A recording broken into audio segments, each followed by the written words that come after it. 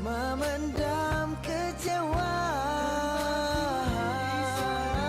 memendam kecewa. Kau senang di sana.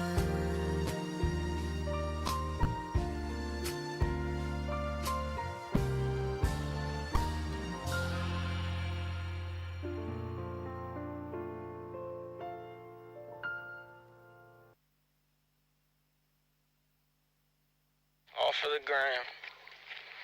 Bitches love the gram. Oh wait, shit.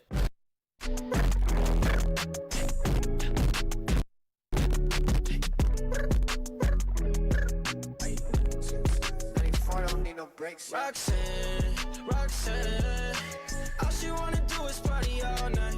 Goddamn, Roxanne, never gonna love me, but it's alright. She think I'm an asshole, she think I'm a player. She keep running back though, only cause I pay her. Roxanne, Roxanne, all she wanna do is party all night. Met her at a party in the hills, yeah. She just wanna do it for the thrill, yeah. Shorty drive a poodle with no top. But if I throw this money, she gon' drop. Ay. She don't wait in lines if it's too long. She don't drive the whip unless the roof fall. Only want a car when the cash out. Only take the pic when the ass out. She from Malibu, Malibu. If you ain't got a foreign, then she laugh at you. Malibu, Malibu. Spending daddy's money with an attitude. Roxanne, Roxanne, Roxanne, Roxanne. All she wanna do is party all night.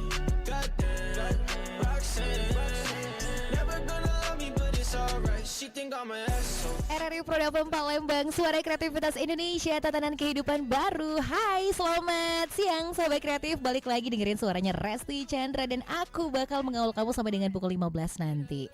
Baru review doang ya. Seperti biasa bentar lagi bakal ada kelas inspirasi. Nah, tapi sebelum kelas inspirasi, yuk kita dapat update informasi. Ngomongnya ribet.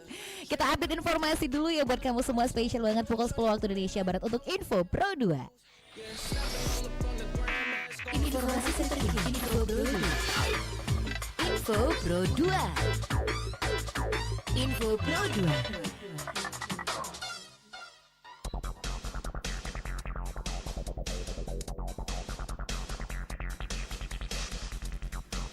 Sahabat kreatif, waktunya Info Pro 2 Palembang bersama saya Resti Chandra.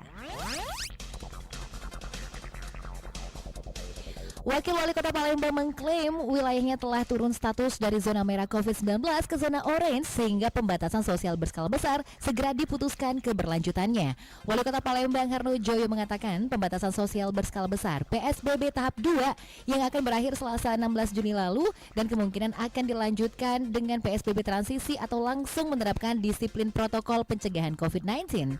Apapun namanya, baik itu PSBB transisi maupun disiplin protokol, tujuannya sama, yaitu untuk membuat masyarakat patuh dan targetnya masyarakat menjadi sadar terhadap pencegahan COVID-19. Harno Joyo mengatakan usai rapat evaluasi PSBB tahap 2 di Palembang, Palembang akan turun status dari zona merah karena akumulasi penilaian 15 indikator kesehatan telah mencapai skor 1,9 atau naik dari PSBB tahap pertama dengan skor 1,8. Terkait penerapan penegakan disiplin protokol kesehatan atau PDPK yang dilakukan usai penerapan PSBB tahap kedua di Kota Palembang, penerapan akan dilakukan secara persuasif, di mana pihak Polri, TNI dan juga Pemkot Palembang yang bersinergi akan memberikan bimbingan dan himbauan kepada masyarakat dalam penerapannya. Kombes Pol Anum Satiaji, Kapolrestabes Palembang mengungkapkan terkait penerapan penegakan disiplin protokol kesehatan atau PDPK yang dilakukan usai penerapan PSBB tahap kedua di Kota Palembang. Penerapan akan dilakukan secara persuasif di mana pihak Polri, TNI, dan Pemkot Palembang yang bersinergi akan memberikan bimbingan dan himbauan kepada masyarakat dalam penerapannya. Bimbingan kepada masyarakat sendiri akan dilakukan oleh sebanyak 1.752 personil yang sebelumnya mengawal keberlangsungan PSBB di Kota Palembang.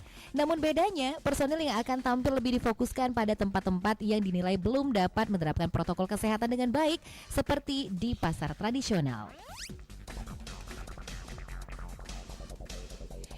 Informasi terakhir sahabat kreatif, pemerintah Kota Palembang baru-baru ini identifikasi 3 titik banjir di kawasan Sako Palembang. Menurut Wakil Wali Kota Palembang, salah satu penyebab banjir di kawasan Sako adalah akibat keberadaan sejumlah bangunan di atas saluran air. Mengingat setiap musim penghujan, sejumlah titik banjir di kawasan Sako Palembang masih tergenang. Oleh karena itu dilakukan peninjauan langsung untuk mengetahui keparahan ruas jalan tersebut.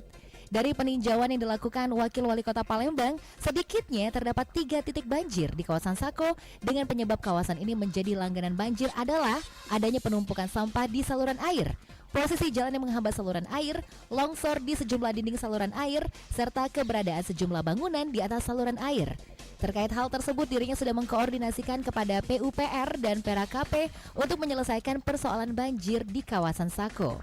Sementara untuk keberadaan sejumlah bangunan yang berada di atas saluran air, ditekankan kepada pihak kecamatan untuk segera berkoordinasi dengan warga untuk pembongkaran bangunan, mengingat keberadaan bangunan di atas saluran air dianggap sebagai bangunan liar. Sahabat kreatif, sekian info Pro 2 untuk hari ini. Saya Resti Chandra mengucapkan terima kasih, selamat siang dan sampai jumpa untuk info selanjutnya. Informasi terkini, info Pro 2, info Pro 2,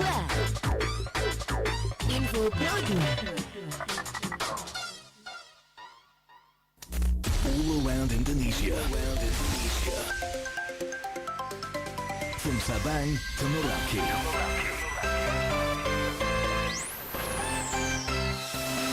Cloud FM. Suara kreativitas. Suara kreativitas. Belajar di Pro 2, edisi kelas inspirasi.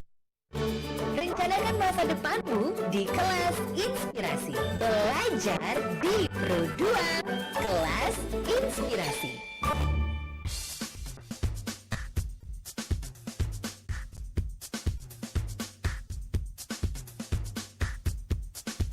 Hai, selamat siang. Wah, nongol lagi langsung ya, langsung pokoknya tancap gas kalau orang bilang. Karena udah gak sabar lagi tuh pengen ngobrol, pengen dapetin inspirasi juga, pengen sharing, ya gak sih? Dan seperti biasa nih sahabat kreatif, untuk kelas inspirasi. Nah, hari ini siapakah kira-kira sang inspirator kita? Jadi buat yang tertarik banget dalam dunia jurnalistik, ini banyak nih, apalagi anak-anak muda, milenial gitu kan ya. Wah, seru banget untuk mengenal dunia jurnalistik itu ya. Ayo, yang pengen banget untuk jadi seorang jurnalis, mana suaranya? Pas banget ya, dengerin aja kelas inspirasi buat hari ini. Jadi rencanakan masa depan kamu di kelas inspirasi, karena hari ini kita bakal ngobrol ya, bakal dengerin inspirasi keren bareng seorang jurnalis cantik. Wah, cantiknya kebangetan aku bilang ya. Jadi ada kakak Dinda Wulandari, sang jurnalis kita yang hari ini bakal kasih tips and trick, bakal kasih bocoran gimana kah caranya untuk jadi seorang jurnalis yang baik. Misalnya persiapan apa aja yang harus dipersiapkan nih ya sebelumnya. Nanti kita bakal ngobrol lebih lanjut nih. Jangan lupa juga untuk yang mau tanya, nanti boleh banget ya, bisa telepon nanti di 372333, atau juga bisa gabung di WhatsApp kita di 087899650916, dan bisa ikuti juga program spesial kita ya, streaming di YouTube channel kita RRI Palembang. Subscribe-nya jangan lupa ya. Udah pada penasaran dan gak sabar ya ngobrol bareng Kak Dinda yang cantik. Nanti deh kita lanjut lagi. Jadi kamu jangan kemana-mana ya sahabat kreatif ya. Terus aja di sini belajar di RRI Kelas Inspirasi.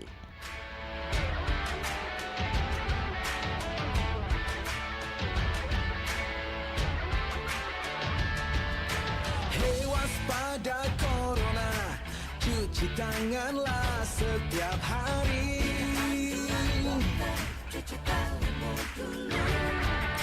Jaga selalu jarakmu ketika kita berinteraksi.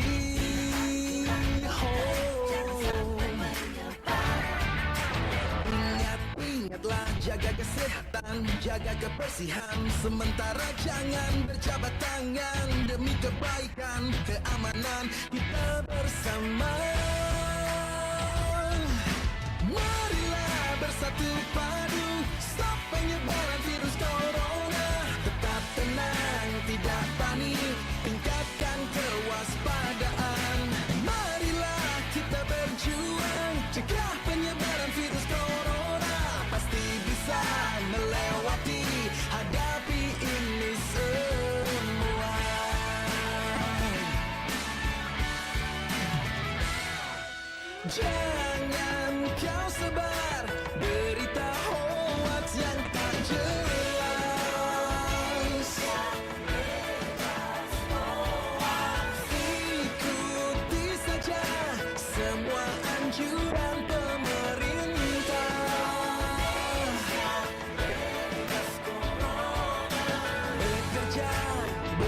belajar dan beribadah di rumah. Hey! Marilah bersatu padu, stop penyebaran virus corona. Tetap tenang, tidak panik, tingkatkan kewaspadaan. Marilah kita berjuang, cegah penyebaran virus corona. Pasti bisa melewati, hadapi ini semua.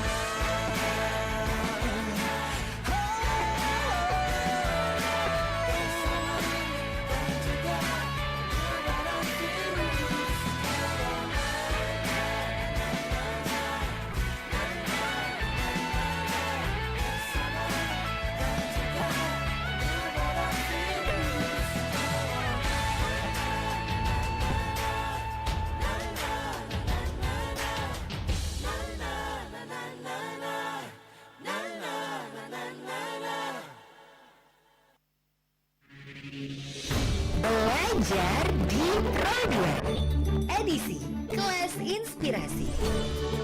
Rencanakan masa depanmu di Kelas Inspirasi. Belajar di Pro2 Kelas Inspirasi.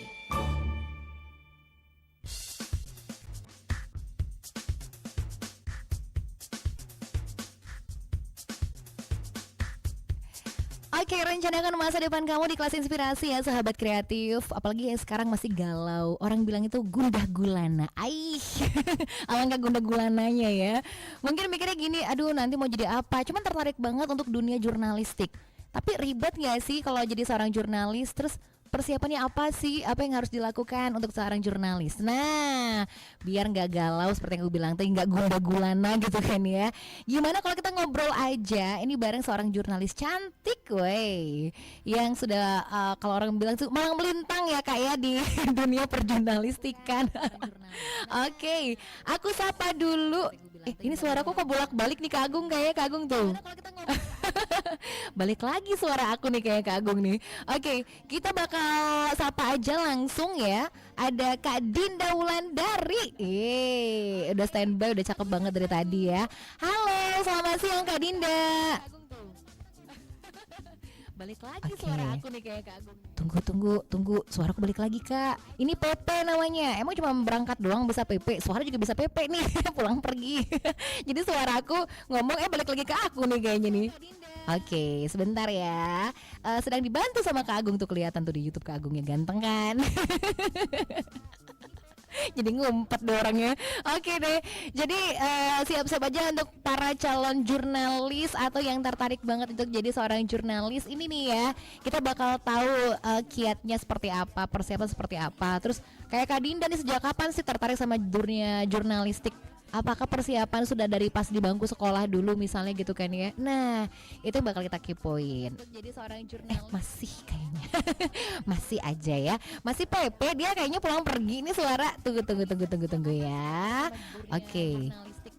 Takutnya aku nyapain malah balik lagi suaranya. Oke, sabar ya Kak Dinda. Kak Dinda udah sabar banget dari tadi tahu, katanya ya udah nungguin soalnya ya. Dan udah action, udah siap banget dengan materi yang bakal disampaikan seputar dunia jurnalistik. Wah, tertarik banget nih ya. Jadi ayo yang suka mungkin bikin-bikin informasi, tapi informasi yang bermanfaat. Iya dong, kalau jurnalis mah infonya bermanfaat ya, gitu kan ya. Nah, kemudian juga persiapan gitu loh. Terus sekarang kan juga kita takut banget sama berita hoax gitu kan, informasi-informasi yang salah, yang menyimpang, ujung-ujungnya bisa menyesatkan untuk yang membaca, yang tidak memfilter misalnya. Nah, jurnalis juga punya kode etik tersendiri loh. Selain kode etik juga jurnalis punya peran dan fungsi penting banget misalnya gitu kan ya, untuk tidak memberikan informasi meresahkan misalnya. Itu bagus juga kayak gitu tuh ya. Terus info-info apa aja yang sebaiknya dibagikan, info apa aja yang misalnya nih jangan di-share dong gitu kan ya.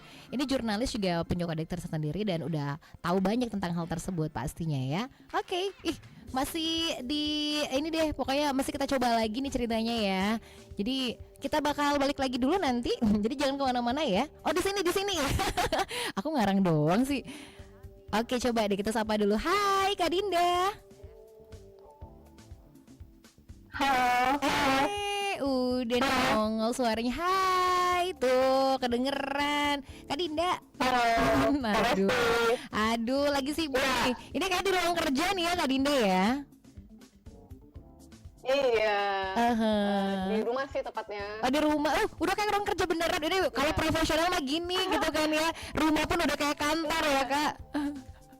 Iya, Oke. kayak gitu lah. Apalagi kan kita masih WFH juga ya. Resti. Masih WFH tapi terus aja informasi, berita-berita dan lain seperti apa dibuat gitu ya, tetap dipersiapkan juga ya Kak Dinda ya. Betul. Nah, Betul dong. ini Iya. iya, memang seorang jurnalis yang bertanggung jawab nih Kak Dinda. Oh. Oke, Kak Dinda. Oh, ini nih berikan dong ilmu-ilmunya kepada sahabat kreatif kita nih, apalagi yang tertarik banget untuk jadi seorang jurnalis. Ini apa aja sih yang harus dipersiapkan gitu kan, misalnya ya persiapan apa aja. Terus mungkin ada yang boleh dan nggak boleh. Itu kan juga harus tahu ya sahabat kreatif kita ya Kak Dinda ya. Nah, langsung betul. aja. Jadi mungkin langsung dibocorin aja deh apa aja nih yang harus dipersiapkan dan lain sebagainya untuk inspirasi buat hari ini ya Kak Dinda. Oke ya. Oke.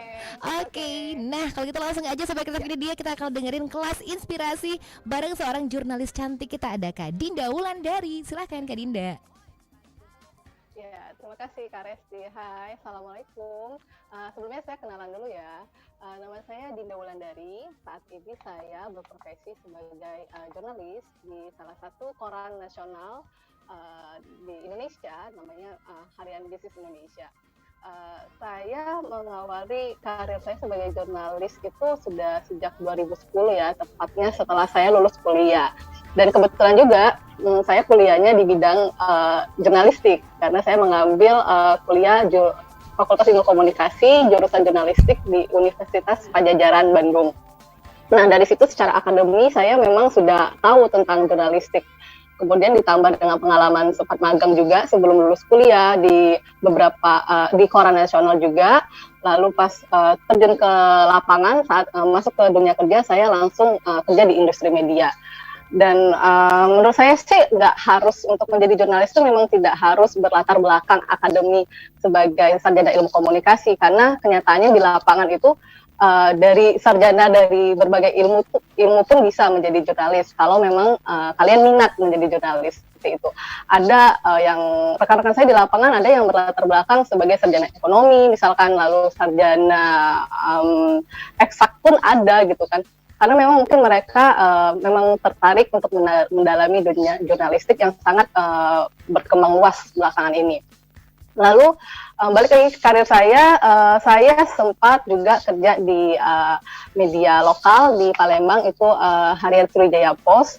Nah, di situ saya mulai dari situ sekitar 3 bulanan saya di sana, lalu saya pindah lagi ke Bandung dan menjadi jurnalis lagi di koran Seputar Indonesia, dan kemudian akhirnya berlabuh di tempat sekarang di Bisnis Indonesia. Menurut saya kenapa sih bidang jurnalistik ini menarik untuk digeluti dan menjadi profesi? Karena dia memberikan banyak sekali ilmu ya untuk kita, terus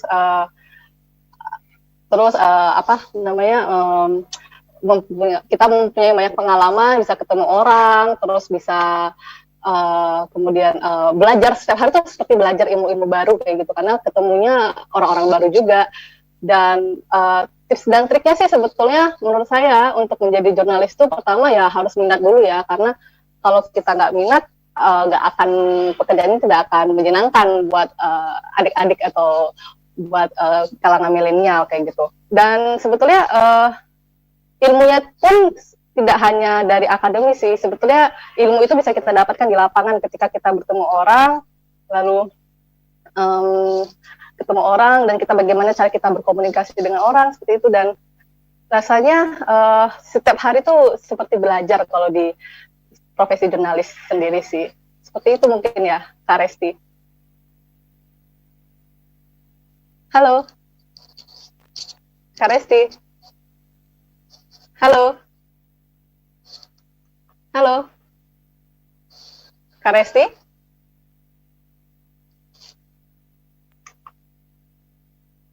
Halo? Halo? Ya, Halo? Kak. Ya. Kak Dinda. Ya.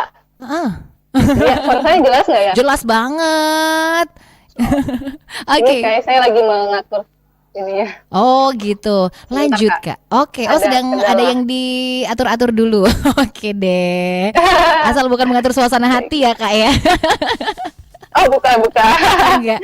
Terus Oke sama lagi oke. nih Kak, selanjutnya. Oke, Iya. Nah, sudah cakep Kak.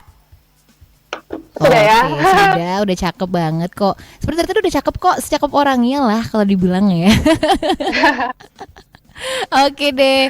Nah, itu dia. Memang kalau persiapan dari dulu banget, dari kuliah juga ambil jurnalistik gitu loh kalau Kak Dinda ya. Artinya apakah memang Iya, seorang betul. jurnalis itu harus ngambil disiplin ilmu kejurnalistikan gitu kan misalnya. Mungkin itu akan jadi pertanyaan juga loh Kak Dinda. Bisa dijelaskan lagi Kak Dinda nih? Iya. Mm-mm. Ya, sebetulnya untuk menjadi jurnalis itu nggak perlu berlatar belakang, seperti saya bilang tadi ya, tidak perlu berlatar belakang ilmu komunikasi, karena faktanya di lapangan itu banyak sekali sarjana atau ya orang-orang yang berpendidikan di luar ilmu komunikasi. Let's say seperti jurusan ekonomi, jurusan mungkin ada yang fisika atau FKIP, tapi memang karena ada bakat atau bukan bakat sih, ada minat ya, terutama passion di bidang jurnalistik, ya mereka mencoba gitu. Apalagi dunia jurnalistik itu kan sekarang sangat berkembang luas ya, dan di era konvergensi ini rasanya untuk menjadi jurnalis itu sangat sangat menantang kayak gitu, karena kita nggak hanya dituntut untuk bisa nulis aja, tetapi juga kita harus bisa kayak bekerja di beberapa platform media, let's say seperti radio, mungkin harus bisa mengeluarkan suara kita, seperti Kak Resti juga bisa tampil di layar kaca seperti itu. Jadi dunia jurnalistik itu sangat luas menurut saya, dan karirnya pun bisa diawali ya kalau memang minatnya ditulis, masih media cetak masih hidup sampai sekarang, bisa menjadi bisa bergabung di industri media cetak. Untuk yang ingin bergabung di media yang suka cuap-cuap, bisa di radio seperti sekarang kan, apalagi radio juga tetap hidup juga ya dengan streamingnya seperti itu. Terus juga ya yang kita tahu kalau memang ingin lebih dikenal orang, bisa bergabung di industri media elektronik seperti TV, karena itu akan lebih menantang juga sih, dan sangat memberikan pengalaman yang pasti berkesan buat pendengar sekalian seperti itu Kak. Oke, waduh itu dia ya. Tapi kalau Kak Dinda sendiri untuk jadi seorang penyiar misalnya, presenter, enggak ke sana, atau memang lebih tertarik sama tulis menulis deh buat info, buat berita gitu misalnya nih? Kan cakep nih Kak, kakak kan kalau face it cakep banget, jadi nggak sayang gitu. Gimana nih? Karena skill saya awalnya memang saya lebih tertarik ke menulis ya, karena memang dari awal ketika tahu soal ilmu jurnalistik ini saya lebih mendalami tentang tulis menulisnya. Tapi saya juga belajar tentang penyiaran, tentang bagaimana di dunia penyiaran atau dunia televisi seperti itu. Tapi mungkin karena saya nggak punya skillnya belum terlalu mumpuni di bidang tersebut. Tetapi tetap ada sih passion untuk terus belajar, untuk mencoba hal-hal baru. Kayak sekarang juga selama WFH seperti itu, saya juga mencoba skill baru seperti di akun sosial media pribadi saya mencoba podcasting seperti itu, mengajak narasumber saya untuk mengulas tentang isu-isu ekonomi yang terkini. Tapi itu untuk passion pribadi aja sih, dan sembari mengasah skill di bidang jurnalistik yang lain seperti itu. Oh, sudah merambah ke sana, lama-lama tergusur kayaknya. Oke. Nah, jadi kalau ngomong soal persiapan dan lain-lain juga harusnya udah banyak ide yang dipersiapkan ya Kak ya. Dan akan lebih afdol lagi kalau kayak Kak Dinda nih, emang dari disiplin ilmunya dibilang dari kuliah emang komunikasi, bahkan mungkin lebih afdol lagi ke situ ya. Jadi aplikasi ilmunya sudah ada langsung ke pekerjaan ya Kak ya. Jadi related banget gitu kan. Iya. Nah, itu dia Iya, betul deh. sekali. Tetapi nggak harus menutup kemungkinan sih Kak Resti. Maksudnya yang disiplin ilmu lain pun bisa kalau Bisa mau ya. belajar untuk mengasah ilmu di bidang komunikasi itu sangat mudah sekali menurut saya. Oke, nah itu dia ya. Jadi yang penting mungkin learning by doing sambil jalan, terus belajar juga mengasah ilmu jurnalistik sebisa ya Kak ya. Kenapa enggak gitu kan? Betul. Kenapa enggak? Yes. itu dia ya. Untuk sesi yang pertama kayaknya cukup dulu, tapi nanti akan ada banyak pertanyaan-pertanyaan juga ke Kak Dinda ini ya. Kayaknya di chat YouTube kita juga ada pertanyaan yang udah nongol nih Kak. Jadi siap-siap aja Kak Dinda untuk menjawab. Wah, langsung dikira apa-apa nih, dikepoin dulu nih kayaknya. Ya udah, langsung setelah ini balik lagi ya. Dan juga Resi bakal invite juga sobat kreatif yang pengen untuk nanya-nanya juga boleh di chat YouTube kita juga boleh. Kak, tenang aja karena kita streaming ya, live streaming di YouTube kita di channel RRI Palembang. Terus bisa telepon nanti di line telepon 0711372333, bisa WhatsApp kita juga di 087899650916. Kita bakal balik lagi ya. Terus aja di sini, spesial banget di Kelas Inspirasi.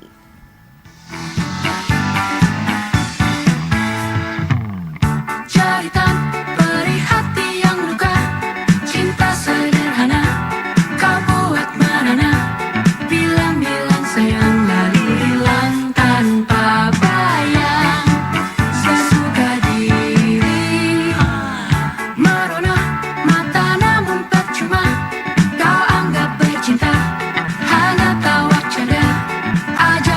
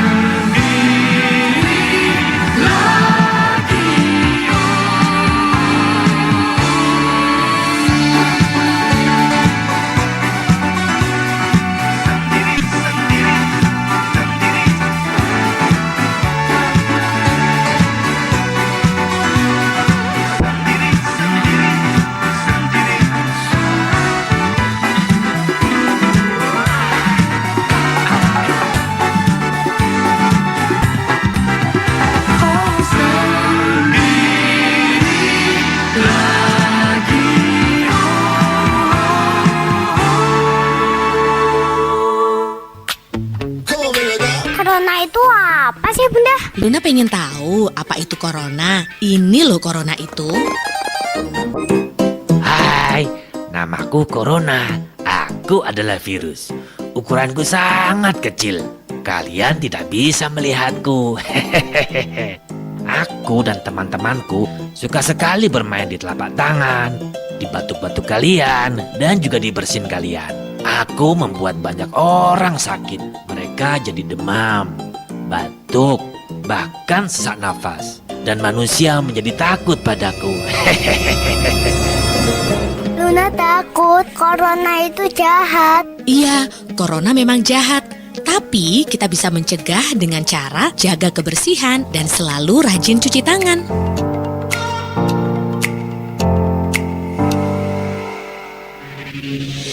Belajar di Pro 2 edisi Kelas Inspirasi.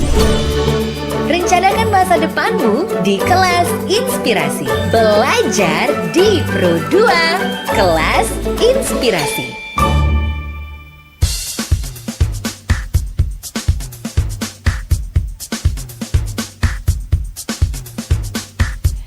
RRI Pro FM Palembang, suara kreativitas. Hey, belajar terus ya, penting banget dong. Apalagi masih usia-usia kayak kita. Kita kerasa muda terus soalnya ya. Masih harus belajar. Tapi yang namanya belajar kan nggak mengenal usia lah ya. Nah, pas banget nih ngomong soal belajar. Ada yang pengen banget atau belajar banget menjadi seorang jurnalis misalnya. Gimana? Ya udah. Jadi gampang banget, stay tune aja sekarang di Kelas Inspirasi karena kita masih ngobrol ya bareng seorang jurnalis ya, ada Kak Dinda. Ya, Kak Agung balik lagi PP-nya nih. Pulang pergi lagi suara aku kayaknya di sini.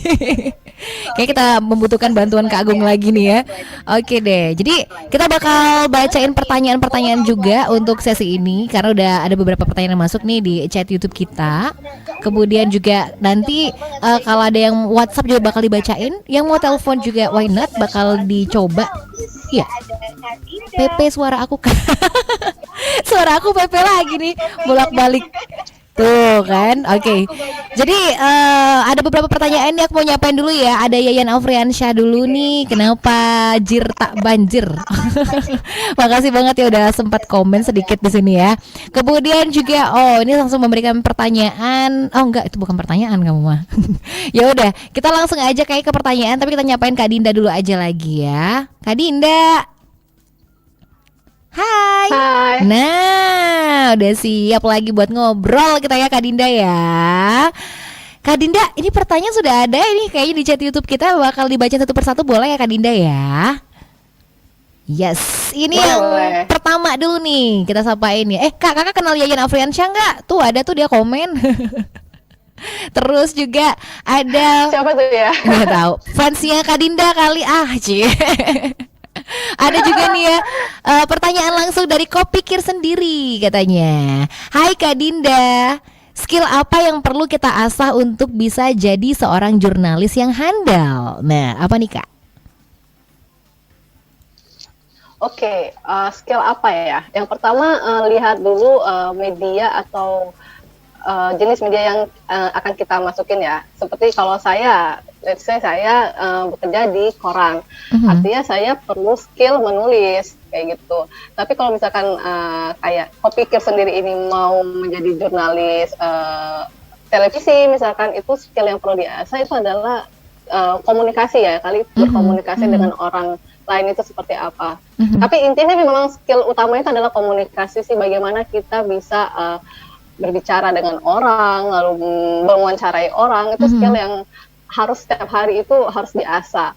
Kalau semuanya itu skill yang akan bisa menjadi lama-lama kita bisa itu karena terbiasa kayak gitu. Karena banyak orang yang di lapangan kayak jurnalis-jurnalis pemula, mereka masih malu-malu gitu untuk mewawancara narasumber.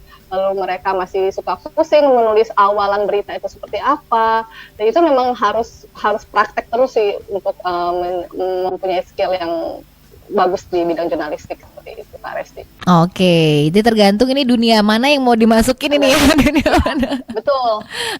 Di mana? Oke ya, bukan dunia lain tapi ya kayak yang penting ya. lain. Oke Iya, gitu. iya. Kayaknya kau pikir sendiri pengen jadi seorang jurnalis deh kalau menurut aku gitu Kak. Cie. Oke, Iya.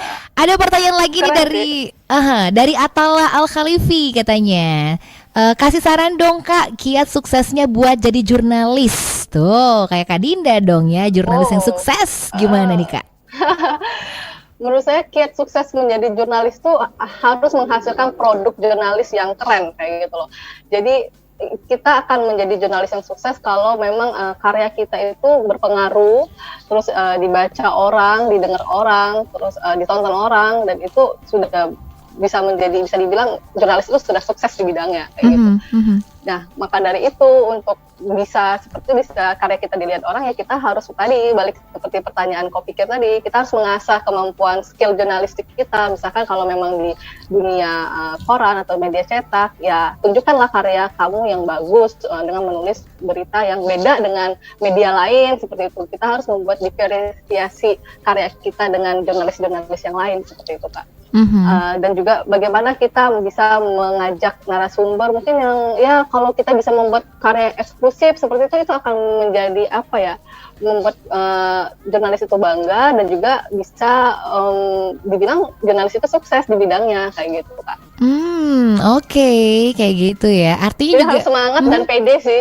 pede. Nah Kalau itu untuk ya. menjadi jurnalis yang sukses. Oke, Iya. semangat dan pede. Tapi kayaknya ada nggak sih Kak kayak bukan persaingan, tapi kan kita ngerasa, aduh pengen banget nih bikin berita yang lebih bagus gitu kan ya. Terus pengen banget kasih informasi yang lebih menarik gitu. Ada nggak sih Kak perasaan kayak gitu gitu kan? Jadi yang baca ya gitu pembaca maupun pendengar, penonton misalnya itu ngerasa wah keren banget nih gitu loh. Ada nggak yang seperti itu Kak jiwa seorang jurnalis sebenarnya nih? Pasti dong, pasti itu pasti ada kalau memang orang yang sangat passion terhadap bidang jurnalis. Menurut saya itu pasti ada di dalam diri itu pengen memberikan sesuatu yang beda, mau menunjukkan bahwa ini karya saya loh, kayak karya original saya seperti itu. Karena kadang juga kan jurnalis ketemu di lapangan dengan meliput atau menggali berita bersama rekan-rekan lain dari media lain dan sumber informasinya sama, tetapi bagaimana sih kita menyajikan produk yang berbeda dengan orang lain. Menurut saya itu pasti ada di setiap jiwa ya, setiap jurnalis yang bekerja di lapangan kayak gitu. Oke. Pasti ada dan sebenarnya harusnya ada gitu ya Kak ya. Lebih baik kalau ada kayak gitu kan. Artinya mereka bakal kasih yang terbaik deh gitu kan ya. Nah, itu dia.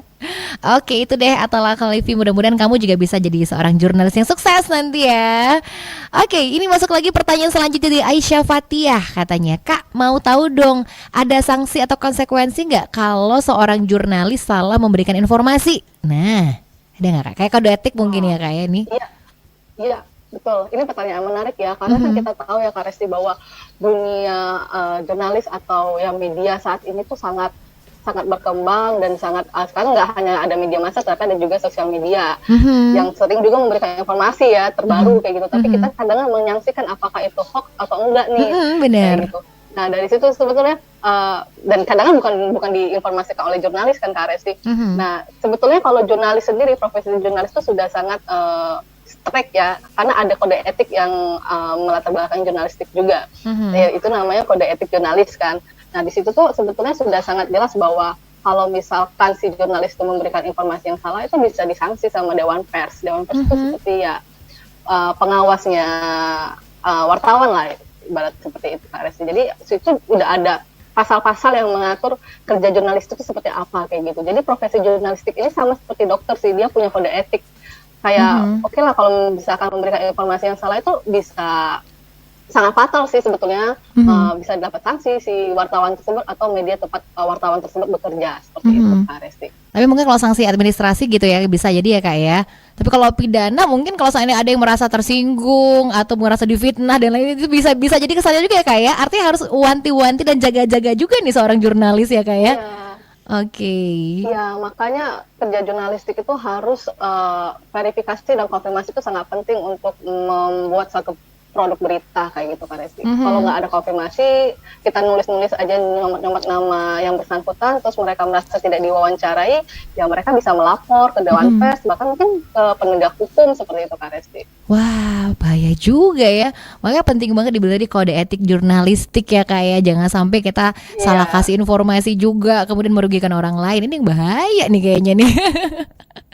Oke. Nah, ini ada yang masuk ke WhatsApp kita ya di 087899650916. Aku Kevin, katanya di veteran. Sekarang kan setiap orang kesannya bisa jadi jurnalistik ya Kak ya. Bisa jadi seorang jurnalis gitu kan katanya. Di sosial media bisa nulis-nulis sembarangan segala macam gitu ya. Sebenarnya apa yang boleh dan nggak boleh sih Kak, biar kita nggak terkesan kasih informasi hoax kepada pembaca? Yang boleh dan nggak boleh nih Kak. Betul sih. Sebetulnya bedain dulu ya antara wartawan di media massa sama apa ya, kalau di sosial media tuh itu bukan wartawan, maksudnya ya wartawan itu adalah orang yang bekerja di media massa, di industri media, bukan di sosial media, bukan di Instagram. Mungkin kayak vlog pribadi gitu ya, beda ya Kak? Iya, itu mungkin namanya influencer atau pembuat konten seperti itu. Nah, lalu apa tadi pertanyaannya? Yang boleh dan nggak boleh dilakukan wartawan. Oke. Sebetulnya kerja basic wartawan itu adalah kan mencari informasi seakurat mungkin, sevalid mungkin, dan yang utama adalah itu tadi melakukan konfirmasi. Itu yang harus dilakukan oleh wartawan. Jadi ketika dia mendapatkan informasi atau data atau fakta terbaru, dia harus mengkonfirmasikan data tersebut, fakta tersebut ke yang bersangkutan kayak gitu. Nah, ketika dia tidak melakukan konfirmasi, itu nggak boleh tuh, karena ya nanti kalau misalkan beritanya salah, si wartawannya harus kemana? Maksudnya ya harus ada pertanggungjawaban dari berita yang dia bikin kayak gitu Kak Resti. Yang tidak boleh ya banyak sih sebetulnya yang tidak boleh, misalkan ya melakukan kerja-kerja yang nggak benar, maksudnya yang nggak benar tuh artinya dia tuh harus berimbang, dia nggak boleh menyudutkan salah satu pihak kayak gitu.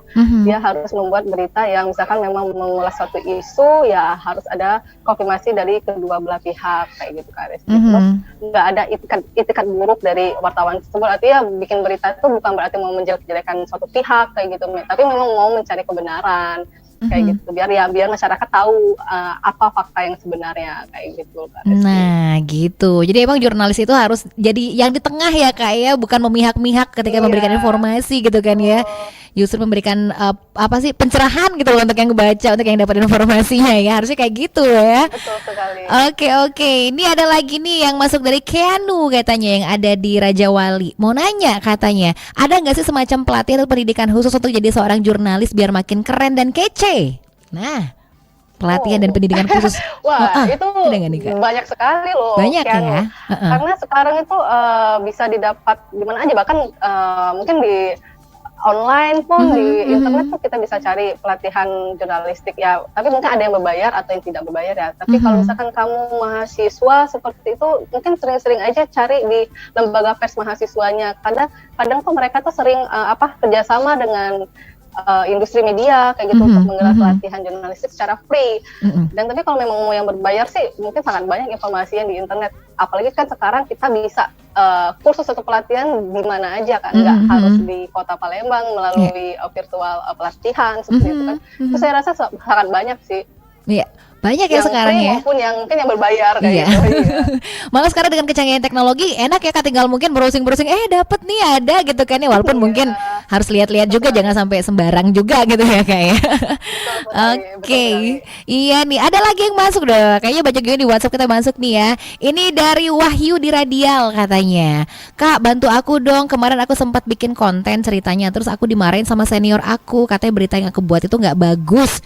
Gimana caranya untuk meningkatkan rasa percaya diri untuk menulis biar kita nggak melempem nyalinya? Nah, kadang-kadang tapi seorang Kak Dinda pernah nggak sih, kok aku malah dikritik misalnya tulisan aku, pernah nggak Kak kayak gitu Kak ngerasain? Ya pernah banget lah. Pernah.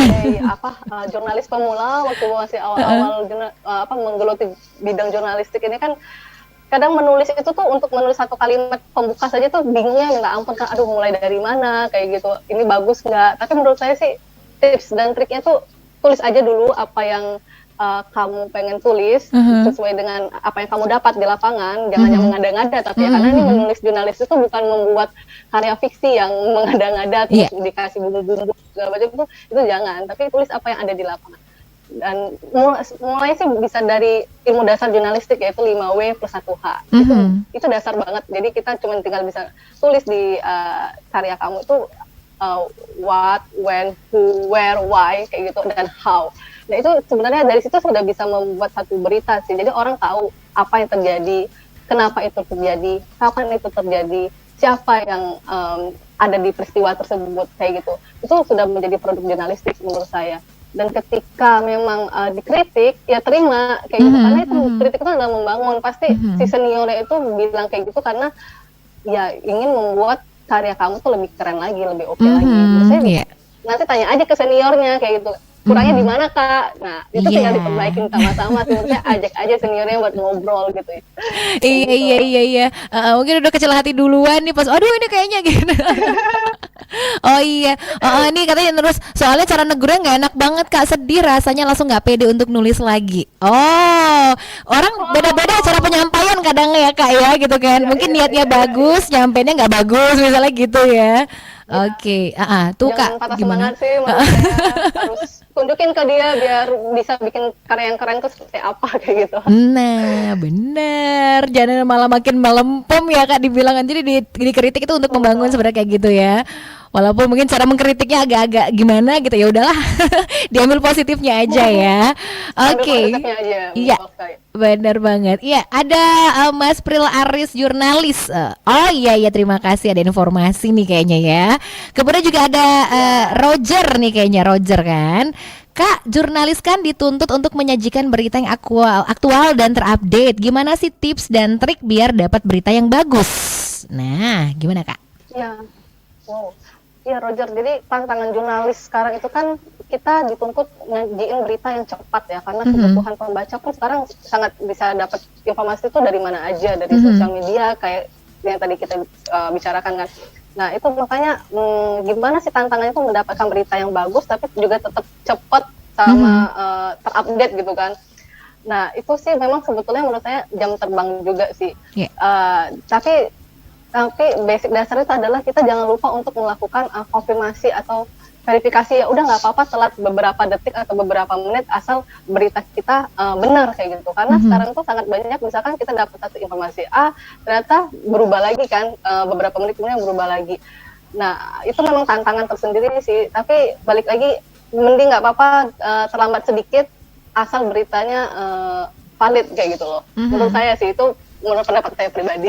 Oke. Karena memang sekarang persaingan di industri media itu harus cepet-cepetan, tetapi kadang kan ya kalau kita menyajikan informasi yang cepat tapi salah kan nggak enak juga jadinya. Kayak gitu. Nah itu dia ya. Jadi mending nggak apa-apa, yang penting akurat, benar, aktual gitu kan. Kalaupun misalnya nggak lebih cepat dari yang sebelah tetangga misalnya gitu kan. Tapi kalau kita lebih akurat ya kenapa enggak ya Kak ya? Lebih baik kan gitu kan. Oke. Iya. Ada yang, Yayan Afriansyah nongkrong katanya di Twitter biar banyak berita. Oke, siap. Ada lagi nih ya. Oke, ada lagi nih yang masuk dari Putri katanya. Hai Kak, aku Putri yang ada di Sukabangun. Oh, ini kayaknya lebih ke kayak reporter atau penyiaran gitu loh Kak. Boleh ya nanya sama Kak Dinda ya. Ketika salah menyampaikan informasi ke pendengar, apa yang harus dilakukan Kak? Kan suka kelihatan gelagapannya tuh kalau salah yang ngomong katanya gitu. Oh, mungkin reporter ke pas Ros. Iya, betul. Iya, salah ngomong tuh gimana Kak biar nggak kelihatan gelagapan gitu loh katanya. Kayaknya itu yang lebih berpengalaman menjawabnya Kak Resti. Oh gitu ya. Iya lah. Tapi Kakak pernah juga nggak sih untuk melaporkan langsung misalkan? Pernah banget. Pernah. Nah, gitu iya. Gimana tuh Kak kalau kayak gitu? Enggak sih, kalau saya untuk kepentingan di media saya tuh jarang ya menggunakan live seperti itu karena kan saya masih di konvensional dan online. Jadi paling kalau di bidang saya atau di profesi saya kadang salah-salah angka itu sebetulnya bisa diralat, ada ralatnya kayak gitu. Tapi kalau misalkan live di penyiaran kayak gitu, saya belum pernah sih, jadi Belum punya ya? pengalaman. Oke. Iya, saya nggak bisa. Tapi akan mencoba nggak Tapi Kak nanti? kesalahan itu wajar sih. Iya sih ya, gitu. Di mana-mana ada setiap profesi pasti ada aja kesalahannya ya gitu ya Kak ya. Betul sekali. Eh, Kalau eh. gelagapan ya kita perbaikin sesegera mungkin ya Kak Resti. Misalnya kalau memang salah langsung dibilang, oh ya maaf kita salah kayak gitu. Oke, iya gitu ya. Jangan juga langsung pingsan ya.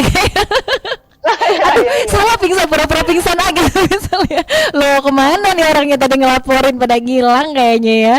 Oke deh. Nah, oh ya ada lagi masuk nih, ada lagi. Duh, banyak banget juga nih yang masuk kayaknya ya. Ya, hai Kak, katanya aku Lisa yang ada di Sukarami. Mau nanya dong, gimana sih memilah dan memilih berita dan informasi biar kita nggak kemakan berita hoax? Nah, suka banget nih berita Ya, itu hoax bagus tersebar ya. pertanyaannya. Mhm. Hoax ya di mana-mana. Sebetulnya lihat dulu sumbernya.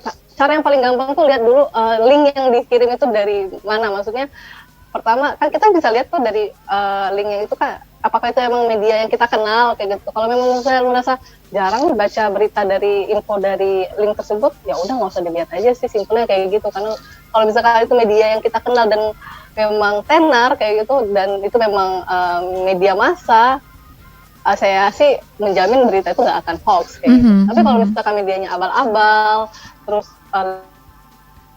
linknya aja nggak Ya. Wah, kayaknya ada sedikit ini deh. kadang dibuka pun nggak bisa, itu hoax ya. Maksudnya karena apa Kak? Ya, nah lanjut Kak, tadi ada sedikit kendala kayaknya dah. Iya. Lanjut Kak. Oke. Ya kayak gitu, jadi balik lagi lihat media atau sumber informasi yang kita dapat itu. Kalau memang itu sumbernya kayak kita rasa kita nggak pernah baca atau melihat sumber tersebut, mending nggak usah dibuka deh linknya kayak gitu, karena mungkin bisa jadi itu hoax. Tapi kalau memang medianya kita kenal, terus populer, kita tahu itu media besar atau media yang memang media massa kayak gitu, bisa dipastikan itu nggak akan sumber informasi bukan hoax kayak gitu Kak. Jadi lihat aja dari linknya tersebut sih. Kalau memang dibuka aja linknya nggak bisa, ya nggak usah dipercaya deh informasinya kayak gitu. Iya. Sumbernya terpercaya dulu yang paling penting ya Kak ya. Harus Jadi jangan sembarangan. betul sekali. Oke, apalagi udah nggak meyakinkan sumber terus langsung di-share kemana-mana ya, jangan juga gitu ya.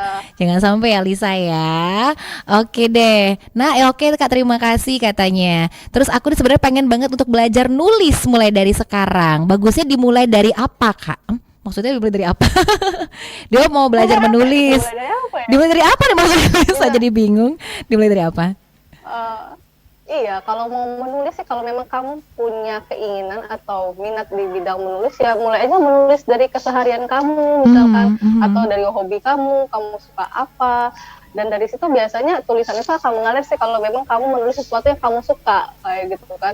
Misalkan ya apa kamu punya hobi memasak, tulis aja soal masakan kamu, gimana kamu mulai memasak itu seperti apa, langkah-langkahnya, seperti itu sih. Sebenarnya simpel aja, tulis sesuatu yang kamu suka, jangan yang nggak kamu suka, karena itu akan sulit banget pasti.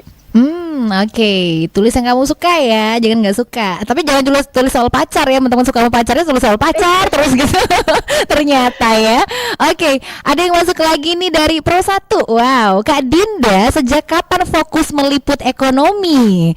Wow gitu, Kak Dinda suka meliput ekonomi. Ini ceritanya tadi udah dibilang tadi ya, sempat ngobrol-ngobrol juga di vlog pribadi gitu kan. Tertarik dunia perekonomian juga Kak Dinda rupanya ini. Sejak kapan Kak? Mau akhirnya saya menyukai dunia perekonomian. Oke, sejak kapan? Itu sejak saya bekerja di tempat media tempat saya bekerja sekarang ya, di Harian Bisnis Indonesia. Karena memang segmennya atau fokus beritanya itu di ekonomi dan bisnis. Dari situ tuh mau nggak mau saya harus menyukai bidang saya kan. Ya lama-lama saya suka sejak 2012 ya, 2011-2012 saya mulai belajar tentang ekonomi, dan itu sebetulnya tantangan banget ya, karena saya nggak punya sama sekali basic ekonomi kan, karena saya basicnya di ilmu komunikasi. Jadi dari situ saya belajar, sangat-sangat belajar sekali. Saya terima kasih sekali sama profesi saya jadi tahu tentang ekonomi secara makro maupun mikro. Saya harus mau nggak mau belajar ngitung persentase itu kayak gimana. Itu seperti hal yang simple sih, atau yang remeh ya, tetapi itu sangat penting loh di bidang spesifik jurnalis ekonomi seperti saya, karena ketika saya nggak bisa ngitung apa perubahan harga misalkan seperti itu, berita saya nggak ada ininya, nggak bunyi kayak gitu loh. Jadi atau saya salah, atau saya nggak bisa ngitung kenaikan persentase kayak gitu, wah itu nggak dinilai sama redaktur saya nanti ya. Kayak gitu. Jadi memang kalau ditanya sejak kapan gitu ya fokusnya ya memang karena di tempat bekerjanya memang ke situ ya arahnya ya Kak ya. Diharuskan ke sana. Jadi tertarik dan fokusnya ke sana sampai sekarang ya Kak ya pasti ya. Oke, nah sebenarnya waktu kita ini udah mepet banget nih. Kurang waktu nih kayaknya harus diperpanjang lagi ya Kak Dinda ya. Oke, nah jadi kita akan akhiri sebentar lagi. Tapi mungkin apa sih yang mau disampaikan, ini pesan buat sahabat kreatif kita juga, apalagi untuk yang tertarik banget untuk jadi seorang jurnalis gitu. Bolehkah kita review kembali atau berikan pesan deh gitu ya, pesan terbaik dari seorang Kak Dinda Wulandari gitu kan ya. Apa yang harus dilakukan, mungkin apa yang harus dipersiapkan untuk sahabat kreatif kita, sang calon jurnalis gitu loh. Silakan Kak Dinda. Oke, sahabat kreatif, menurut saya profesi jurnalis ini tetap menjadi profesi yang keren dan menjanjikan juga kalau memang kita mau menggelutinya. Mungkin untuk pemula, coba temukan dulu minat kamu, passion kamu, apakah memang kamu suka karena jurnalis ini bidangnya sangat banyak, bisa dicetak, seperti saya bilang tadi, bisa di penyiaran, bisa di televisi. Dan ketika kamu memang suka berkomunikasi, ketemu banyak orang, suka tantangan baru, profesi jurnalis sangat tepat untuk kamu. Dan jangan lupa sih, dan selalu bisa belajar hal-hal yang baru. Itu sangat berguna buat mengasah skill kamu di bidang jurnalistik. Intinya jangan malas lah kalau di bidang jurnalistik. Karena kalau malas bakalan ketinggalan sama pesaing-pesaing kamu. Betul, iya deh. Jadi yang malas harus bergegas kalau bisa ya Kak ya. Jangan ntar udah bahas ini, orang udah tayang, orang sudah mulai kemana-mana infonya, kita baru mau bikin. Jangan juga ya. Oke, tapi masih walaupun kita cepat, kalau bisa akurat gitu informasinya ya. Oke deh, wah seru banget kayaknya ngobrol sama Kak Dinda. Si Yayan malah masuk lagi, minta cerita lagi kata tentang dunia. Oh ya udah. Tapi kita sayangnya waktu kita udah mepet banget ya tadi ya. Oke, 5 menit lagi. Aduh, maaf ya Yayan ya. Tapi Kakak mau ceritain sedikit biar nggak mengecewakan ini penggemar. Logo. Udah itu sesi diskusi pribadi aja. Diskusi pribadi, makanya kamu gimana sih? Ya kayaknya udah mengenal banget ya sama Kak Dinda ya. Oke deh, makasih banyak ya Kak Dinda ya udah ngobrol buat hari ini. Usah kasih inspirasi yang keren banget untuk sahabat kreatif kita pastinya ya. Oke, masih selamat bertugas kembali buat Kak Dinda. Sukses terus. Iya. Oke. Karena sih aku mau titip pesan, boleh satu? Boleh silakan. Pesan apa? Kayak resto kita. Iya, nggak maksudnya buat sahabat kreatif yang mau belajar tentang jurnalistik, boleh loh kontak-kontak saya sangat bisa meluangkan waktu buat teman-teman yang mau belajar tentang jurnalistik. Nah, kasih Instagram. Iya, mungkin sosmednya boleh di-share Kak ya kemana gitu buat ngobrol-ngobrol lebih lanjut sama Kak Dinda. Oke. Bisa follow Instagram saya di @dindawulan dengan N-nya double di bagian akhir. Oke, Dinda Wulan N ya, jadi Wulan double N di belakang ya Kak ya. Iya. Nah, itu dia. Follow ya sobat kreatifnya biar bisa diskusi lebih lanjut lagi sama Kak Dinda ya.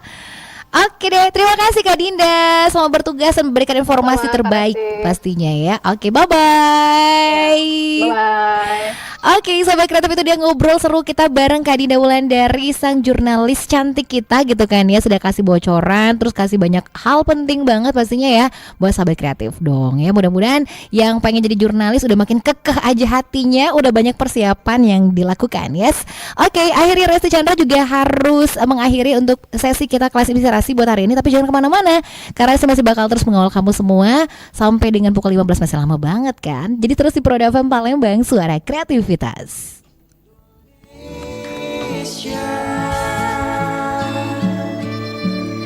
Hadapilah dengan tulus dan ikhlas. Ini pasti berlalu.